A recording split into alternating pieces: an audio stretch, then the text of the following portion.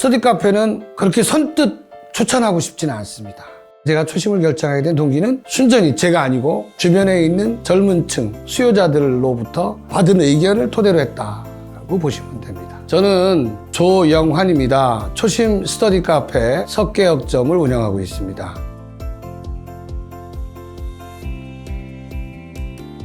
스터디 카페를 하기 전에는 약 28년간 학원을 운영했고요. 99년도에 2학원, 2000년도에 3학원, 2003년인가 4년도에 5학원. 그러면서 이제 인원을 1567명이었나까지 갔었는데, 그때 당시에 공부했던 중학생들이라면 옹골찬을 모르는 사람은 거의 없습니다. 교보 영풍문고에서도 학습물로 굉장히 선풍적 인기를 받았죠. 학원 연합회장을 하게 됐었는데요. 학원 운영자의 자율 운영권을 확보해야 되겠다, 이런 취지에서 봉사를 하다 보니까 전국 회장까지 하게 됐던 것 같습니다. 학원을 하면서 대만, 타이페이, 타이중, 까오슝, 신주 지역에 한국어 학원을 오픈한 바 있고, 이 사업하는 재미를 막 참 붙여서 그랬는지 2012년도에 대만에 학원을 그렇게 오픈하고 나서 대만에 있는 학생들이 한국을 가는데 고생하는 걸 보면서 휴식 공간을 만들어야 되겠다 해서 명동에 게스트하우스까지 운영을 하고 있다가 사업체 숫자로 얘기하면 한 7개 그렇게 될 것 같습니다. 현재는 초심 스터디 카페 석계역점까지 운영하게 되었습니다.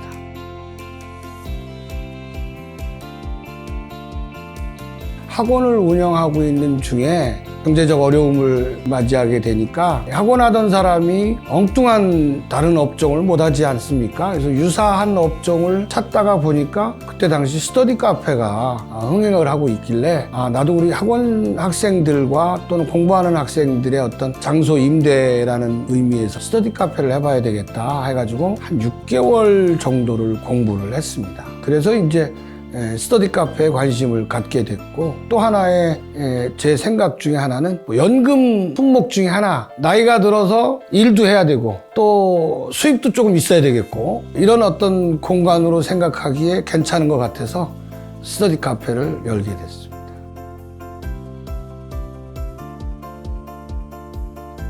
처음에 초심이라는 브랜드를 달기 전에 제가 스터디 카페를 공부를 이제 좀 한 6개월 했다고 했지 않습니까? 그러면서 이제 브랜드 한 7군데를 생각을 하고 고민을 했습니다.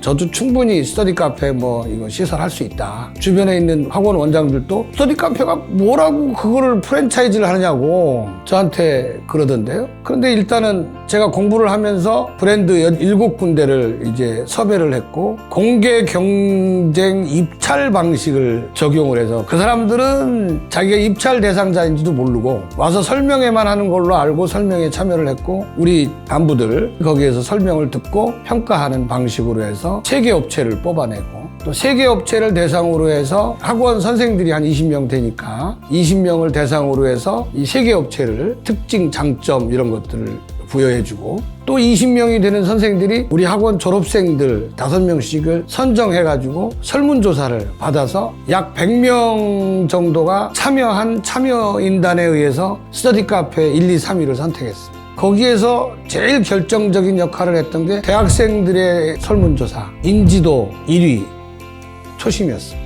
그래서 제가 초심을 결정하게 된 동기는 순전히 제가 아니고 주변에 있는 젊은 층 수요자들로부터 받은 의견을 토대로 했다고 보시면 됩니다.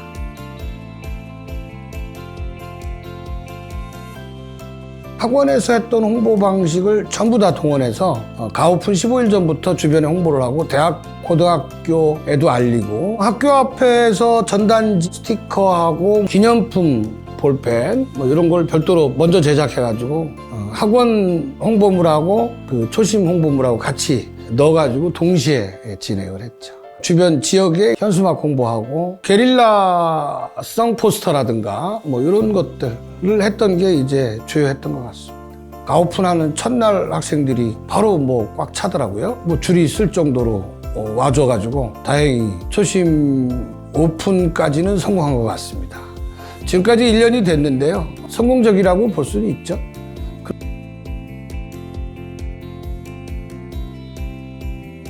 학원이나 게스트하우스나 여러 가지 그 업종, 해외 사업장까지 해본 바에 의하면 이 모든 업종이 스트레스가 굉장히 많이 쌓입니다. 사람을 관리하는 공간이고 법 과정을 또 거쳐야 되고 홍보도 해야 되고 뭐 아주 종합 예술품이라고 볼 정도로 모든 사업장이 그렇죠. 그런데 스터디 카페는 시설 임대업이니까 처음에만 사실상 고생을 하지 또 브랜드를 가지고 있으니까 제가 특별하게 할 거는 없더라고요. 그냥 하루에 30분씩 2번 정도 방문하면 되는 정도라서 뭐 그 관리는 굉장히 편하고 좋더라고요.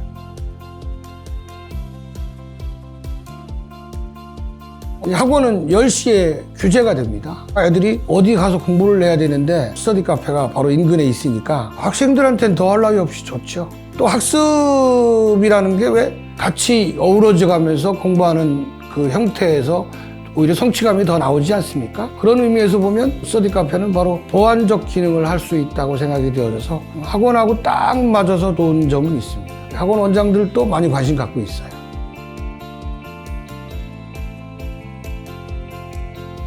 초심 본사하고 가맹점들의 의견을 공유해가지고 자율적으로 그런 어떤 그 테마를 만들어내게 되니까 내가 특별히 머리를 안 써도 되기 때문에 그냥 이벤트도 다 할 수 있고 운영도 할 수 있기 때문에 운영에 특별히 신경을 쓰거나 우리만의 특징이 있거나 이렇게 주장할 수 있는 내용은 없습니다.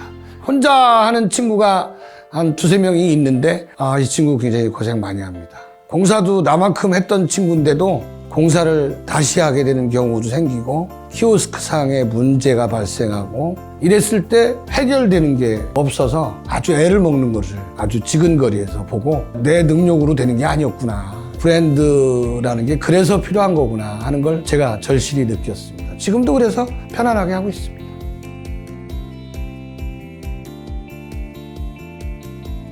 스터디 카페는 그렇게 선뜻 추천하고 싶지는 않습니다.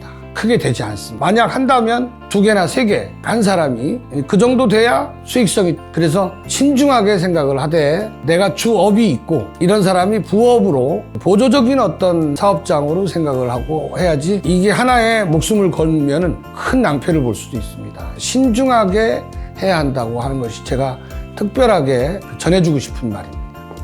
고맙습니다.